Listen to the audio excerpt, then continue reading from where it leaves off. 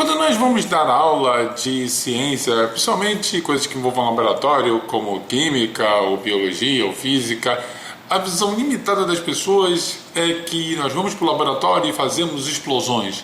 Começamos a pegar tubos e frascos e misturamos uma coisa na outra e aí o conhecimento aparece como por mágica, como por feitiçaria. Infelizmente não é assim. Nós temos que estudar muito, nós temos que ordenar todos os nossos passos, nós temos que ter métodos, nós temos que ter técnicas. E todo esse processo para o saber científico, valendo para cada tipo do ramo da ciência, nós chamamos de um método a ser seguido, nós chamamos isso de método científico. Bom, antes de prosseguir, eu gostaria de agradecer a todos nos comentários do último vídeo em que eu pedi que me dessem temas para gravar novos vídeos. Foram várias sugestões e todas elas foram anotadas numa planilha especial que eu tenho com muito carinho, que eu vou guardar, pelas quais eu vou montar as pautas daqui para frente. Mas não se acanhe, continue mandando ideias ou sugestões para gravar os vídeos, assim eu sempre poderei ter algo para gravar para vocês. Esses vídeos já estão sendo ordenados, eu vou separar direitinho, vou organizar as pautas e nós vamos daqui para frente nos basear neles. Esse vídeo aqui já estava com a ideia de ser montado, então ele que vai para o ar essa semana. Quem sabe na próxima semana eu já não use uma das suas sugestões.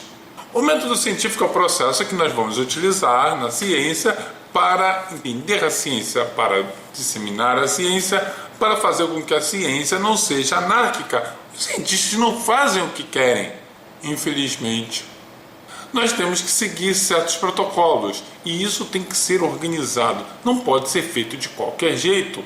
Ciência não é comprar um kit de meu pequeno químico e sair misturando as poções. E mesmo assim você não faz, porque nesses jogos, tipo pequeno da química, etc., ele tem um roteiro de atividades que você deve seguir. Ou você não vai usufruir do jogo, do brinquedo. Em síntese, aquilo é um brinquedo, mas ele tem todo um respaldo científico ali. As reações químicas que são mostradas têm uma razão de ser e foram escolhidas por algum motivo. Quando os roteiros trazem quanto você vai utilizar de cada substância, tem motivo. Isso é uma forma de ordenar a mente. Entender que tudo tem uma ordem, um protocolo a ser seguido. Não podemos fazer as coisas de qualquer jeito, ou nós não obteremos nenhum resultado. E o objetivo da ciência é esse, ter resultados através de questionamentos. Se esses resultados vão dar margem para outros questionamentos, aí é secundário, mas nós pretendemos responder perguntas, responder dúvidas, responder o porquê das coisas. Costumam atribuir a Aristóteles o título de pai do método científico, mas isso não é verdade, pelo simples motivo que Aristóteles, o grande Aristóteles, era um arrogante, metido e prepotente que achava que era mais do que todo mundo. Ele ignorou os primeiros princípios da ciência, que é a observação. Ele era tão bom observador que achava que mulheres tinham menos dentes do que homens, e mesmo tendo sido casado 2 vezes. Sério, o cara é casado 2 vezes e nunca prestou atenção nos dentes das suas esposas. E se elas eram desdentadas, bom, eu acho que eles iam ver um buracão lá faltando alguma coisa. Ou seja, Aristóteles tinha muita reputação, mas era um idiota. É claro, o pessoal da filosofia vai me xingar, como coisa que isso vai me dizer alguma coisa, mas é a verdade. Ele com a ideia que o mundo, junto com Platão, que o mundo estava no mundo das ideias, onde experimentos eram algo extremamente inúteis. Experimento era coisa de escravos. Assim, ele defendia a escravatura também. Grande cientista que era Aristóteles, além de não ter péssima observação, ainda não gostava de fazer experimentos. Ele fez alguns experimentos, é verdade, como aquela do ovo na água pura, água salgada, mas se nós formos ver bem, o histórico dele está mais depondo contra ele do que a favor. Na verdade, quem é tido hoje como o pai do método científico é Galileu Galilei. Sim, o grande cientista que descobriu até as luas de Júpiter com um telescópio que hoje em dia as pessoas comprariam numa loja de brinquedos. Ele conseguiu descobrir o universo, ele desvendou o universo, ele expandiu os nossos horizontes. Um dos principais pontos do método científico começa com a observação. É observando as coisas, olhando o mundo, olhando os fenômenos, olhando tudo que está à sua frente, entender o que é aquilo, compreender o que está acontecendo, examinar os detalhes, prestar bastante atenção. Se você não presta atenção e não examina os detalhes, como você vai tentar entender ali? Você nem sabe o que está vendo. Se você olha um frasco como esse aqui, ou uma pipeta dessas, um rolo de fita adesiva, você tem que ver o que é aquilo, começar a elencar todas as propriedades, tomar notas, fazer registros. Isso vale para desde a arqueologia, passando para química, matemática, biologia, física, meteorologia, astronomia, astrofísica. Tudo isso demanda observação, um exame aprofundado do que o fenômeno, um exame acurado das propriedades e tomar nota disso. A mente ordenada começa a trabalhar. A coleta de dados é essencial. Nós temos que saber o que nós estamos fazendo, então nós temos que registrar tudo. Se eu pego uma rocha num determinado terreno, eu tenho que analisar como está o terreno em volta, onde eu estou, usar mapas, GPS. Atualmente, com a tecnologia, fica sempre mais fácil. Antigamente era na base do mapa mesmo. Hoje, com os GPS, ativo e passivo, nós podemos determinar onde nós estamos, determinar o terreno, examinar tudo o que tem à volta. Analisar a rocha, ver todos os veios dessa rocha, qual o seu formato, ela tem ângulos, ela é arredondada, escura, clara, qual a cor, tem traços azuis, verdes, amarelo, vermelho, como é essa rocha? Vamos levar para o laboratório um exame aprofundado em microscópios. Esse microscópio vai mostrar que tem cristais ali dentro daquela rocha ou ela é apenas algo sem graça e amorfo. Será que ela tem alguma forma cristalzoide, ela é brilhante? Quais as cores, o que tem ali dentro? Quais as propriedades físicas e químicas? Ela resiste bem ao choque? Ela resiste bem ao fogo? Como são esses dados? Eu começo a escrever tudo, a organizar tudo, data, hora e local, tudo muito bem organizado. Sem organização eu não tenho ciência. Bom, comecei a fazer os experimentos e eu começo a registrar esses dados. E aí eu tenho que tentar usar o meu processo intelectual. O que tenho ali? O que está acontecendo? O que é aquele bicho esquisito, cheio de pata que está na minha frente? Ele é parecido com alguma coisa com que já descobriram?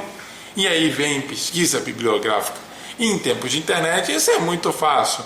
Antes, muitas pesquisas eram feitas paralelamente, só que um cientista não sabia o que o outro pesquisava, e o que dava duplicidade.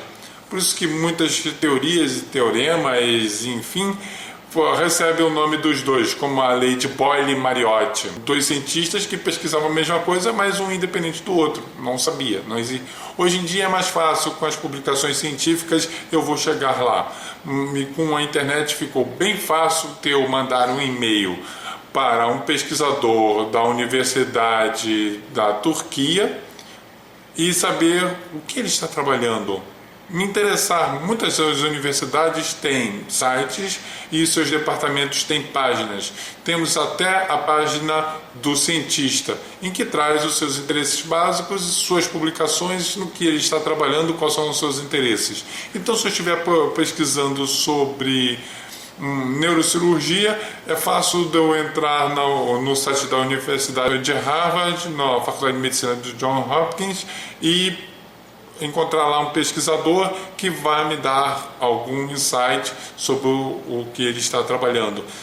Muitas das vezes, quando eu faço um artigo para o ceticismo.net, eu coloco, quase todas as vezes, quando possível, quando eu encontro, o site do pesquisador, para que vocês vejam A pesquisa que eu não estou inventando, apesar que eu coloco o link da publicação científica, ou se ela ainda não saindo aí, o link para a universidade e a página pessoal do pesquisador, nem que seja do ResearchGate, mais ou menos o equivalente à nossa plataforma Lattes. Se o pesquisador é brasileiro, eu coloco o link para o Lattes dele, para que você conheça o cara, para que você saiba quem é, para que você possa entrar em contato com ele. Eu não coloco aquilo à toa, para que você também seja um pouco de cientista. Pergunte ao cientista. Nós temos Facebook, nós temos Twitter. Já houve o caso de eu colocar um artigo sobre civilizações romanas comuns, né, pessoas comuns, e a arqueóloga estudava sobre o desgaste dentário deles para entender o que eles comiam. E eu mandei uma mensagem pelo Twitter para a pesquisadora pedindo um pouco de detalhes, e ela delicadamente, muito generosamente me respondeu dando detalhes sobre a sua pesquisa. É tão fantástico hoje as redes sociais, as pessoas usam para tanto ódio, tanta hate, um bando de haters odiando tudo, e quando você pode simplesmente mandar um tweet para um astronauta na Estação Espacial Internacional, nem que seja para dizer bom trabalho ou que foto linda você tirou.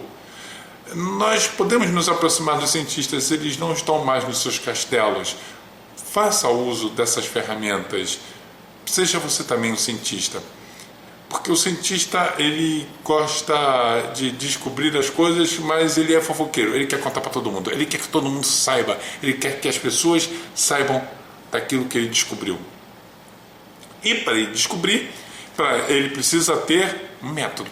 E esse método científico, então, ele começa a ter ideias. E essa primeira ideia, para dar aquela explicação, para explicar o que é aquilo, é chamado de não teoria, mas hipótese. Hipótese é uma ideia, sem comprovação nenhuma. O cara teve uma ideia. Então eu olho lá para fora e digo que o céu é azul porque alguém pintou com guache. É uma ideia, é uma hipótese. É válida? É uma ideia, uma explicação. Eu propus uma explicação que faz sentido. Bom, o céu é azul, algo deve ter pintado lá, né? Então, é uma ideia. Então eu começo a trabalhar nessa hipótese. Essa hipótese, ela é verificável? Eu tenho que verificá-la. Eu tenho que ter, de alguma forma, examinar se é válido ou não, através de experimentações, através de outros exames, através de pesquisa bibliográfica. Por que o céu é azul? Então, eu consigo, e aí eu vou. Eu posso ter uma explicação bem genérica. E essa explicação genérica, normalmente sobre alguma descrição matemática, uma fórmula, é chamado de lei científica. A gravidade proposta por Newton era uma lei. Ele descreveu os corpos e descreveu quais as equações matemáticas que estariam envolvidas ali. Em nenhum momento Newton pareceu se preocupar em explicar por que a gravidade existe, porque os corpos têm massa, porque tudo é atraído para baixo. Bom, então o que nós vamos fazer? Vamos fazer esses testes até que eu chego e tenho a resposta. Será que é válido? Vou tentar criar modelos matemáticos, vou criar explicações, experimentos que vão confirmar ou desmentir tudo o que estou falando. E eu vou criar uma teoria científica. Teoria científica, longe do que as pessoas costumam pensar, não é um fato não comprovado. Ah, isso é teoria, ninguém provou, evolução não existe. Olha só, mas é teoria. A teoria é um fato comprovado. A teoria científica é a última explicação. Enquanto a lei é algo bem genérico, do tipo a água é molhada, a teoria científica explica por que a água é molhada. No caso da teoria científica da gravidade, ela é explicada por Einstein. Corpos de massa, elas criam uma deformação no espaço-tempo que faz com que os outros corpos em volta caiam em direção a ele. Há alguns cientistas que discordam disso. Isso que é bom na ciência. Cientista não acredita em outro só porque, uau, Um pesquisador lá em Kuala Lumpur disse isso. Todo mundo tentará fazer o seguinte: derrubar a teoria do cara. Para tanto, a pesquisa do cara teve que ser publicada num jornal, num periódico científico com revisão de pares. O que é uma revisão de pares? Do tipo, você não vai chegar para o jardim da infância e dizer assim: uau, eu descobri que isso daqui deu numa bananeira. O jardim da infância vai acreditar que você de fato achou isso aqui numa bananeira. Mas alguém do mesmo nível intelectual que o seu, com o mesmo conhecimento, vai dizer assim: tu tá de sacanagem. A revisão de pares é exatamente para encontrar alguma incongruência. Ele não vai dizer se a pesquisa do cara está certa ou errada. A revisão de pares vai examinar se a pesquisa foi conduzida de maneira certa, se ele observou protocolos, se ele anotou dados, se anotou informações. Eu até hoje não encontro ninguém que publicou um paper, né, como nós costumamos chamar, num periódico e foi aceito de prontamente. Normalmente o revisor, também chamado de referee, ele vai pedir mais informações. E normalmente você não sabe quem é o revisor. Ele é escolhido antes, você não tem a menor ideia. Então alguém na Universidade de Tóquio vai examinar o seu trabalho, que é escrito de maneira seguindo um certo procedimento. Como você escreve, a forma como você redige também tem protocolos, de forma com que qualquer cientista em todo o mundo possa ler o que você escreveu, possa entender um monte de bobagens ou não que você tenha descrito. Ele precisa ter um padrão. Sendo assim, a revisão de pares é muito importante. Às vezes o cara não aceita o seu paper, o seu artigo científico, então você tenta publicar em outro. É muito importante que você publique. Às vezes exige até um pouco demais, você tem que publicar. Existe o publish or perish, publique ou pereça, e às vezes existe demais disso, mas não existe método perfeito. Nós temos que seguir esses protocolos e a ciência depende disso tudo. Então você publicou e tem a explicação. Tudo isso tem que ser verificável. Outros cientistas precisam ter condições de repetir o que você falou.